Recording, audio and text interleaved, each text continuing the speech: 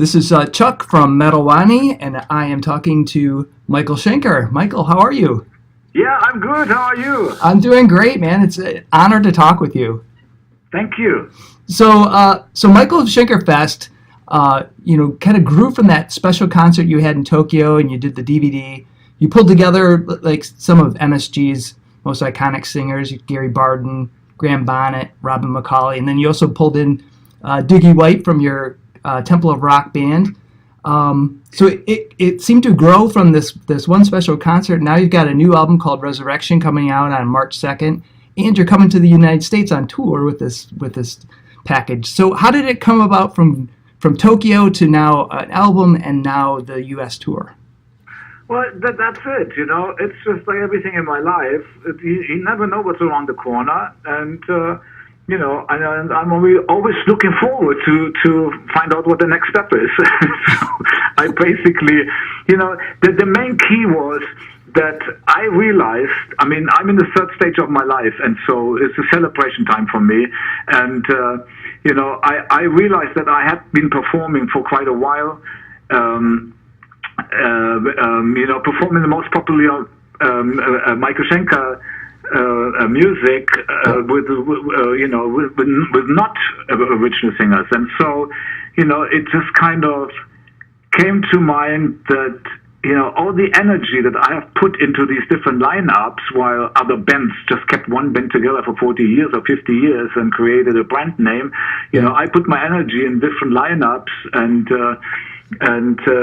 so basically I went. Well, first of all, I just wanted, to.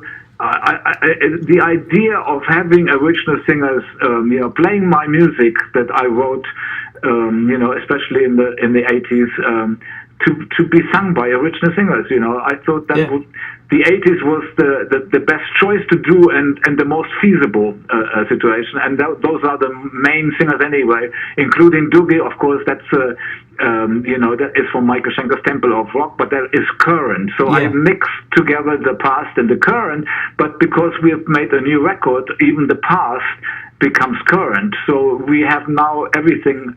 We have got 4 original singers, and we have mixed up the past with the current, and the new album, of course, is all new songs. Right. And so it all started with the idea of, wow, I maybe I can check if Robin and Gary and Graham are available to do this. And they were happy as if they were waiting for it, Awesome. And so, and basically you put it together, you start, you get an offer. We played Sweden Rock was the first thing. Uh-huh. And then it goes from there. And then, you always kind of, and then you get another offer, and then the external world comes up with surprises that give you new ideas. And like for instance, I was approached to headline with the Michael Schenker Fest, the Loud Park, the indoor arena, the third biggest indoor arena in the world, which holds about 33,000 people. And we were asked to headline in 2016. And I asked who was headlining the day before, and they said the Scorpions. And I said, I'm sorry, I can't do it. But maybe us again next year.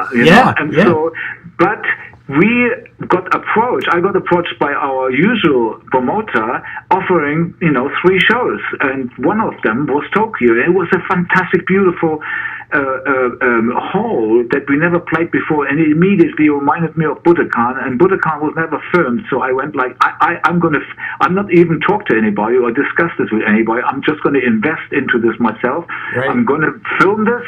And, I hired the crew, I hired everything that I needed, went to Germany, a fantastic show, of course, and then I went to Germany, edited, and did the mixing at Michael Foster's studio, and gave it to the record company, and for the first time around the world, people, had a way to see what the potential of this was, because, up to that point, people only knew about it through YouTube and done with the iPhone, you don't really get the picture.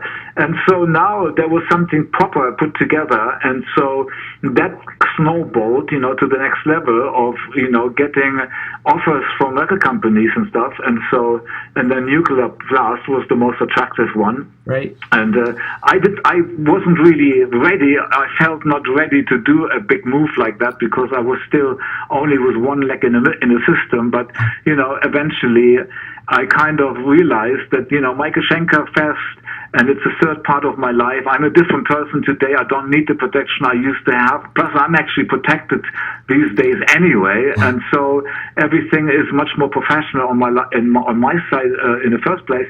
And so, I realized, and Nuclear Blast had a really good reputation, and they're German based, and so my representative is German based, and so I said, eventually I agreed to go with them, and I'm very happy I did, of course, and so I'm meeting a lot of staff around the whole world of Nuclear Blast. It's so much fun, and I just did a month's promotion tour in Germany, and non-stop every day in a different city. So I met so many of them, and so basically, it's just one thing leads to another, and then you go like, and then I just joked and I said Michael Schenker Fest in the studio, and so I kind of had this vision of a big table with a big feast on it, and big bottles of wine and beer and Hofbräuhaus, woman with big bosom, and having a party in a recording studio, and then showing the control room in the background. So that was really the beginning of thinking of making a record in a studio album. And so you can see it just kind of goes from one thing to the next, you know. And as we basically, and then of course it all turned into something else, you know. There was no feast that we ended up with almost looking like a religious album, you know. But it turned out to be almost like a little Jesus story, but in a musical sense, you know, in a musical way. And so, but because, you know, I got so confused when I heard Doogie coming up with a song called "Take Me to the Church," and I went, Doogie, how are you coming up with this kind of stuff? And then I got a picture sent that was already a development of the big table with the feast, but it looked like the Last Supper with Jesus Christ and his disciples, and I went to the record company, and then Michael Voss was actually writing a song called Last Supper, and then I asked the record company, are we still using Michael Schenker Fest in the studio? And they said, well, because everything is kind of turning into something really different, you know, and so they said, well, yeah, unless you have a better name. And so I looked at the development of all of this, and I kind of realized something. I went like, wow, you know, if I look at this, you know, because I left the scene, you know, I left the loop of rock and roll when I was 23 years old, after I did Strangers in the Night with UFO in 1978 and helped the Scorpions with the Lovedrive album and opened the doors for America for them.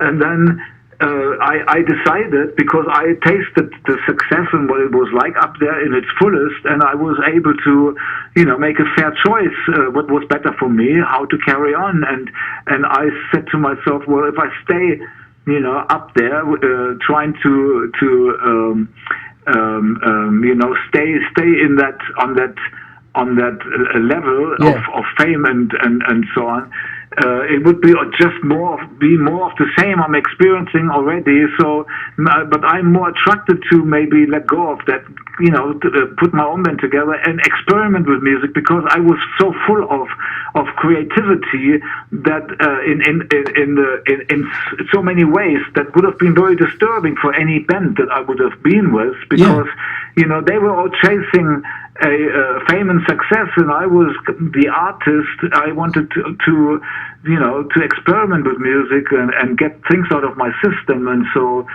basically, you know, I did my musical contribution in the 70s, and I was done with everything when I was 23 years old, and then I started MSG, and that black and white guitar marks the beginning of, you know, that era when I started to I was going to say, I didn't realize that kind of marked that transition. Yeah, because I looked back, and so basically, in a short way, I basically left the universe and entered a different one, and then, you know, in 2008, I used to be very stage fright. In 2008, all of a sudden I wanted to be on stage. I had no clue where that was coming from, but I took it as a sign, and then I started to be back in the loop of rock and roll, for the next 10 years, and then just recently I signed with Nuclear Blast, and because, and basically it means like I'm back, where I came from. It's basically like leaving your body and you're back in the body where you used to be. And so I decided, and now I'm back in where I left off when I was 23 years old with UFO, and continue, doing more fun stuff on the guitar and spreading the joy of music from a place of pure self-expression. That is awesome. And you kind of touched on something I wanted to ask you about, because you mentioned, Take Me to the Church. There's the solo song, the instrumental Salvation, The Last Supper. And there's even a little bit of religious reference inside of Heart and Soul, with mentioning like being lost in the wilderness and a thorny crown. So when you were in the album itself, I really love, because it has, very much like a power metal feel with lots of positive, triumphant feeling to the music. Were you thinking, when you were writing this music, were you thinking of exploring those religious themes at all? No, like I said, I was very surprised and shocked myself, because I wanted that medieval feast, with the girls there and everything, and have a party and have a studio in the background. Michael Schenker Fest in the studio, that was the thing for me. But then Take Me to the Church, and then I realized, Last Supper, and I looked at myself and I analyzed my whole life and realized that I basically, left my body or left the universe and came back. And so it's like resurrection, So that's how I came up with the name Resurrection. And then by that time we had so many religious titles that I thought, and I didn't have one for the instrumental. I decided, what the heck? Let's just call it Salvation. We are complete. And so basically, it's not purposely done that way. It just somehow something meets more. There's more than meets the eye. It was taken out of my hands. I have no idea how I got there. That is awesome. So there's so many great guitar players that have been influenced by you, and this includes Kirk Hammett from Metallica, who appears on the new album. So how did you end up working with Kirk on Heart and Soul?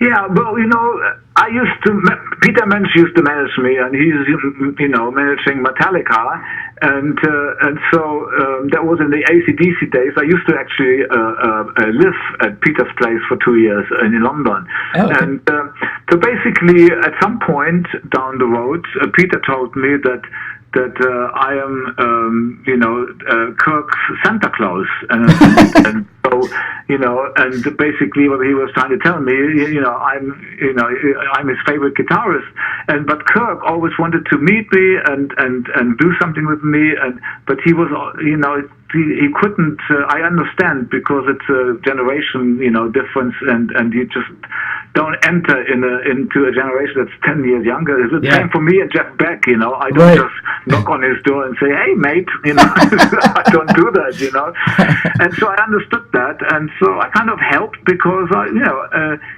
Peter Mensch was involved, and Eddie Trunk, he was going to help Kirk, and so Kirk wanted to meet and jam with me on TV and do an interview, and we did all of that, and then we invited Kirk to our show a few days later, and he jammed with us at a concert, and so basically Kirk turned into a friend, a fan turned into a friend, and then he plays in the biggest band in the world, and I said, "Kirk, what do you think? Let's come on it," and he said, "Yeah, let's do it." Awesome. And actually his management even paid for the flight for Michael, our co-producer, to record him in his own studio. He wanted to do it in Hawaii. Yeah. And then they sent me his pictures back, and Kirk looked like a 20-year-old teenager. Like he looked, unbelievable in his Hawaiian outfit, a casual outfit, and with a cap on. And so he was very happy. So I'm sure that he had something fulfilled for himself that he always wanted, and it was fun doing that, and knowing that he is so, and of course, he's in the biggest band of the world. I never really knew much about Metallica. Uh-huh. I knew they were famous, of course, but because I never listened to music from 17 years onwards, and I never copied anybody since I was 17. So I basically had no idea about the scene for many years, but I kind of at some point I was at sometimes you can't escape from music, if you're in a lobby or if you're in an elevator, you can't switch it off. And so I was in a boutique in France and buying new clothes and spent quite a bit of time in that boutique, and they played the whole Metallica album with the Unforgiven on it. That's how I started, and then that's when I fell in love with that song, The Unforgiven, and that's when I, realized that Kirk had elements of me in him, especially when he played the classical stuff, the melodic classical stuff, and so that's what I knew. But The Unforgiven was a beautiful song, and so basically, I also found out, I heard about that they were putting Armed and Ready on their own version of Guitar Hero, So I was very fascinated by that, and and so I never wanted to be famous. By the way, I was just happy with the guitar. Everything that happened to me happened by itself. Basically, I never focused on anything that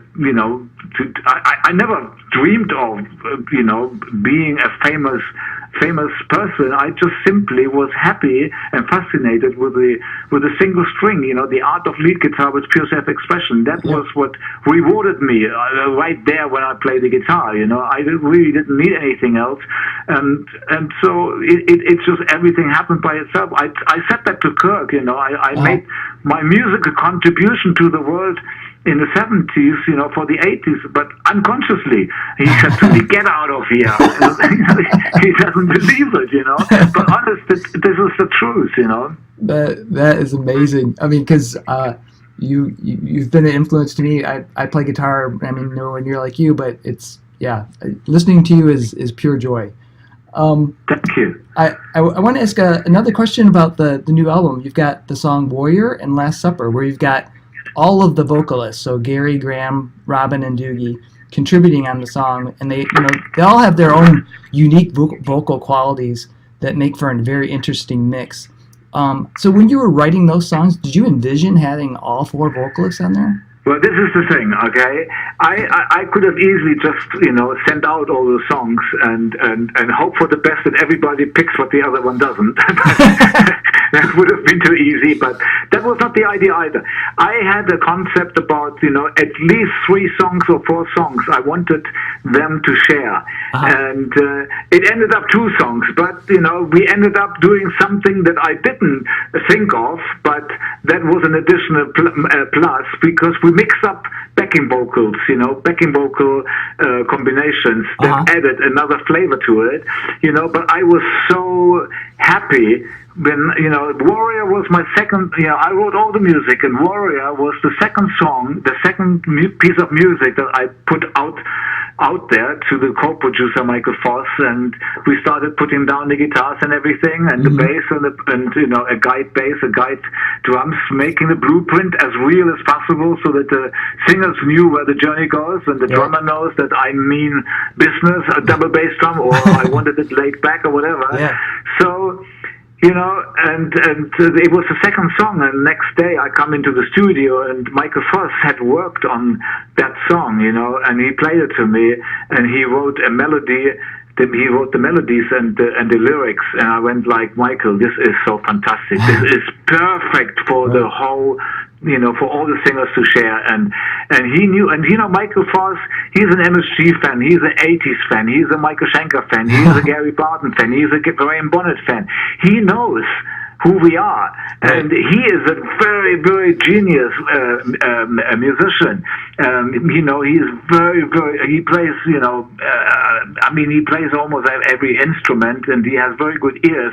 And and having a guy like him, co-producing, who understands where I'm coming from, it's like so easy and so fluent, and it's so much fun. And so, but he went the extra mile this time. He just started to come up with B plans in case somebody was lost and didn't, because at some point it was like, Nuclear Blast said, "Oh, don't worry, you have all the time in the world, just take your time," and so on, And then I realized, oh, wait a minute, we have a tour set up already in March, and we better make a schedule, So we decided on end of November, we finished the album, and so and we started in May, so that Michael and we had a plan on how to finish when, what, to make sure we meet the deadline, and so basically.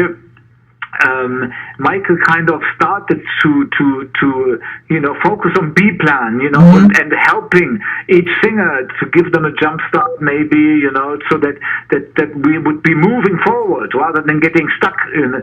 Sometimes, you can get stuck in writing and stuff like that. Yeah. But it's great to have somebody like, giving you another perspective, and then of course, and then you're moving again, and so. And it was fantastic because he came up with a B plan for Graham Bonnet, and Graham was so happy. And because Michael knows, who Graham Bonnet is and how he ticks and what he sings and how he sings. So he custom tailored a couple of songs, the music that I wrote. He kind of picked those two songs for Graham Bonnet as a B plan, just in case, and because Graham's manager called up and said, "Hey, do you have any other songs, anything fast or something, And so we already knew that, they were still fishing, and stuff. So when the stuff, Robin and Graham, they both live in Los Angeles, and so the stuff that wasn't done in Germany, Michael went over and finished Robin and Graham. And when Graham heard what Michael first did for him, he was so happy, and that became Night Moods and Everest, and the Night Moods are so beautiful, and the way he sings the ad-libs on the end is absolutely fantastic, and so and at the end, so everybody started to tick, like Doogie, he wanted like 5 songs. I said, Doogie, you can't have 5 songs, you can only have 3 songs, we're 4 singers. So, I don't know, which song am I letting go of? Well, you have to decide.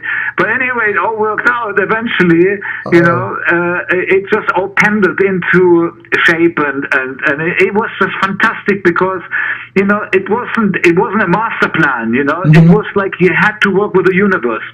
You had to work with the unknown, you had to work with the external world, and you had to take it as it comes, and it worked out fantastic.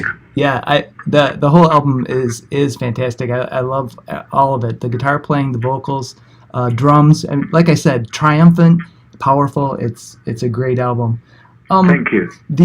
So the Michael Schenker Fest kicks off in the United States on March 6th. I'm super excited about that because you're coming to Detroit, where I'm at right now. Yeah. And so I have a question. Are you going to focus on the new album, Resurrection, or are you going to do combination of that with some deep cuts into your extensive catalog?